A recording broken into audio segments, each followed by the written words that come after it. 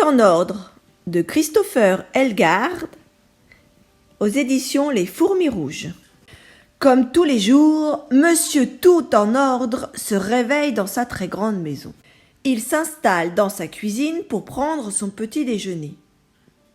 Un jus d'orange fraîchement pressé, quelques céréales et puis du lait. Mince, le lait a débordé, il y en a partout.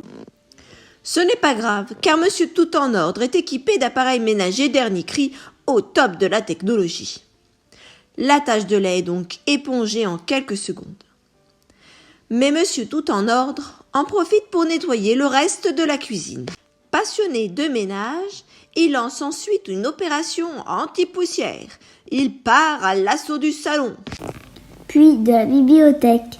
Sans oublier la chambre, la salle de bain et le reste de la maison. Après vient le tour du jardin. Il taille les haies. Passe la piscine aux Chinois.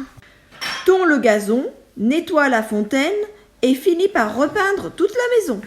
La propriété de Monsieur Tout en ordre est désormais impeccable et resplendissante. La beauté à l'état propre. Mais quelque chose le chiffonne encore. La forêt au fond de son jardin. Quelle pagaille! Rien n'est à sa place. Tout est sale, c'est le désordre total.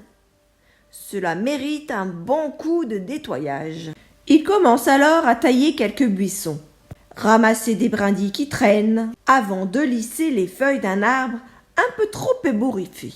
Après quoi, décidé à passer aux choses sérieuses, il va chercher le Jardinator 3000 et commence à dénuder des arbres, déplacer les buissons et finit par bétonner le sol pour cacher les touffes d'herbe qui dépassent. Quelle belle journée bien productive! Bravo, Monsieur Tout en ordre! Et parce qu'il l'a mérité, il se prépare un grand verre de sirop bien corsé et s'installe au bord de sa piscine pour profiter du reste de la journée. Mais aussitôt, un groupe d'animaux en colère envahit sa table. « Où est passée ma toile ?» s'exclame une petite araignée. « Pourquoi le sol est-il si dur ?» se plaint un ver de terre. « Rendez-nous notre forêt !» crient les animaux en chœur. Quelle bêtise! Dans son élan de propreté, Monsieur Tout en ordre n'a pas remarqué que la forêt était habitée. Il réalise son erreur et, plein d'ardeur, se dépêche de réparer les dégâts. Le béton est brisé afin que les vers de terre puissent librement sortir du sol. Les buissons replacés pour que les chenilles puissent s'y transformer en papillons. Les branches et les feuilles des arbres raccrochées afin que la forêt reste bien fraîche et ombragée pour les moustiques. Les fleurs sont replantées pour que les abeilles puissent les butiner. Les feuilles et les brindilles redistribuées afin que les fourmis puissent entretenir leur fourmilière. Et le festin si parfumé des mouches est remis à sa place.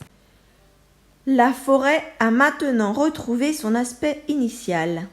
Et Monsieur le Tout en ordre comprend enfin que la forêt a un ordre bien à elle. Il y règne un équilibre presque invisible, mais très important pour tous. Il redécouvre la forêt d'un nouvel œil. Qu'elle est belle! Et parce qu'il n'y a rien de mieux pour resserrer les liens entre voisins, il invite tous ses nouveaux copains à une grande fête dans son jardin. Merci, Monsieur Tout en ordre.